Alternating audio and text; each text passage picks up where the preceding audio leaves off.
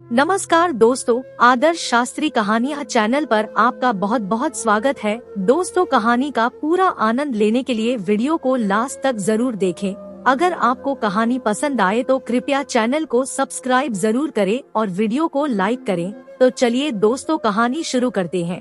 कुछ रिश्ते ऐसे भी होते हैं जो समय और उम्र के दायरे से बाहर होते हैं। ये रिश्ते पानी का बुलबुला भी नहीं होते, न वक्त की धार से बहते हैं। ये तो संवेदनाओं के धरातल पर अपनी अलग ही कहानी छोड़ जाते हैं। ऐसी ही एक कहानी वक्त ने सम्मान वृद्ध आश्रम के द्वार पर लाकर खड़ी कर दी थी, जहां आज 65 वर्षीय सुमन शर्मा को उनका बेटा छोड़कर चला गया था।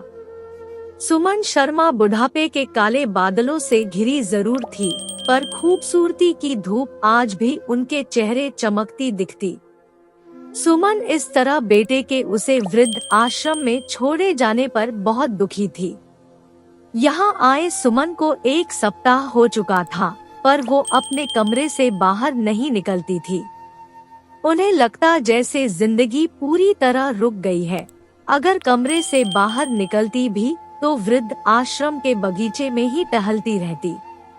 उस दिन भी वह बगीचे में रोज की ही तरह सुबह की गुनगुनी धूप सेंक रही थी कि पीछे से आवाज आई, सुनिए, मैं आपसे कुछ बात करना चाहता हूँ। सुमन ने हड़बड़ाकर पीछे देखा तो लगभग उसी की उम्र का एक व्यक्ति वहाँ खड़ा था। जैसे ही सुमन मुड़ी, उस व्यक्ति ने कहा, अरे तुम तो सिम्मी हो। मैं जानता था कि तुम ही हो। पिछले कई दिनों से मैं तुम्हें देख रहा हूँ, मुझे नहीं पहचाना? मैं अमित। भूल गई क्या? हम कॉलेज के दोस्त हैं। सुमन कुछ अचरज में चश्मे के पीछे से आंखों को छोटा करके गौर से अमित को देख रही थी और कुछ देर में खुश होते हुए बोली, अमित, तुम कितने बदल गए हो, अब तो तुम बूढ़े भी लगने लगे हो। इतना कहकर वह हंस पड़ी, साथ ही अमित भी हंसने लगा। दोनों एक दूसरे को उम्र के एक पड़ाव में आमने सामने देखकर मुस्कुराने लगे। अब वे अक्सर ही साथ रहते। सुमन अपने दुख को भूली तो नहीं थी, पर उनका एहसास अमित से मिलकर जरूर कुछ कम हो गया था। एक दिन टहलते समय सुमन ने पूछा, अमित, तुम्हें भी तुम्हारे बच्चे यहाँ अकेले रहने के लिए छोड़ गए, जैसे मेरा बेटा मुझे यहाँ छोड़कर अमेरिका भाग गया है। कितने निष्ठुर हैं आज के ये बच्चे। अमित ने उसकी आंखों में तैर आए आंसुओं को देखा और कहा, निष्ठुर ये नहीं, नियति होती है सिम्मी। मेरी पत्नी की मृत्यु के बाद मैं बेटेबू के भरोसे ही जी रहा था, पर एक कार एक्सीडेंट की वजह से उन दोनों का साथ भी छूट गया। घर के अकेलेपन से बचने के लिए ही मैं यहाँ आ गया हूँ, सुमन ने कहा। ओ, सुनकर दुख हुआ अमित।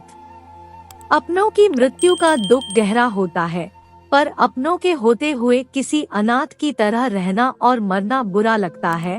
अमित ने तपाक से पूछा, मतलब? सुमन ने आगे कहा, मतलब यह कि अमित, मुझे कैंसर है, मेरे पास समय ज्यादा नहीं है। चाहती थी अपने घर में अपने परिवार के बीच सुकून की मौत मरूं, पर बेटे ने यह भी ना होने दिया। मेरा घर बेचकर मुझे यहाँ अकेले मरने के लिए छोड़ गया। मैं यहाँ मरना नहीं चाहती अमित। इतना कहकर वह अमित के कंधे पर सिर रखकर फूट फूट कर रोने लगी। अमित और सुमन का रिश्ता अब और भी गहरा हो गया। दुख की कड़ी ने उन्हें एक रिश्ते की डोर में बांध दिया था। यह एक दर्द का रिश्ता था जो दोनों के दिलों को बांधे था। एक दिन अमित ने चुपचाप ऑनलाइन टैक्सी बुक की। जब टैक्सी आ गई तो अमित से सुमन की आंखों पर एक रेशमी पट्टी बांधी और उसे अपने साथ चलने के लिए कहा। अमित ने सुमन को टैक्सी में बैठाया और कहा कि वो कुछ देर के लिए गाड़ी में ऐसे ही बैठी रहे। टैक्सी अपनी रफ्तार से दौड़ रही थी और सुमन उसका हाथ पकड़े बैठी एक ही सवाल कर रही थी, अमित, तुम मुझे कहाँ ले जा रहे हो? अमित ने उसकी हथेली अपने हाथों में लेकर सहलाते हुए हंसते हुए कहा, सिम्मी, तुम्हें भगा ले जाने की उम्र तो गुजर गई, लेकिन तुम्हें खुश रखने की उम्र अभी भी बाकी है। सिर्फ मेरे साथ चलो। जब आँख खोलोगी तो तुम्हें खुशियाँ नजर आएंगी। सिम्मी को लगा कि टैक्सी 2-3 शार्प टर्न लेकर कहीं रुक गई है। अमित, क्या मैं आँख की पट्टी खोल सकती हूँ? उसने हंसते हुए अमित से पूछा। अमित ने उसका हाथ पकड़ा, टैक्सी से उतारा और सहारा देते हुए बोला, 3 सीढ़ियाँ चढ़ो और पट्टी खुल जाएगी। सिम्मी गिनगिन कर सीढ़ी चढ़ने लगी। 1, 2, 3 और उसने अपने आंखों पर बंधी रेशमी पट्टी खोल दी। सुमन की खुशी का ठिकाना न रहा, वह अपने घर में खड़ी थी। अमित ने कहा, सिम्मी, मैं तुम्हें भगाकर यहाँ लाया हूँ, अब हम यहीं रहेंगे। सुमन ने अपने हाथों को पंखों की तरह खोला और गहरी सांस ली, मानो आज सांस को सांस आई।